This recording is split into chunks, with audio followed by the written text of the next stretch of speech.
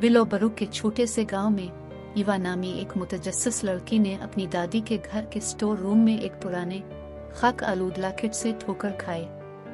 Locket पर एक खूबसूरत ज़मुर्द जड़ा हुआ था और ऐसा लगता था कि वो किसी दूसरी दुनिया की रोशनी से चमक रहा है। ईवा की दादी मिसेस वाइटमैन ने इसे बताया कि ये एक खानदानी विरासत है। इसके बारे में अफवाहें थीं कि इस पर एक ताकतवर जादू है। एक रात जब ईवा बिस्तर पर लेटी तो उसने लॉकेट से एक मध्यम सुरीली आवाज सुनी। इसने एक पोशीदा दुनिया के राजों की सरगोशी की और मुहिम जोई का वादा किया। ईवा बिल्कुल साकित थी। उसने लॉकेट को छुआ और एक ही लम्हे में वो एक पर असरार जंगल में चली गई।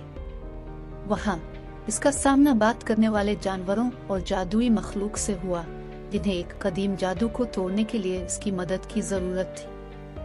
लॉकेट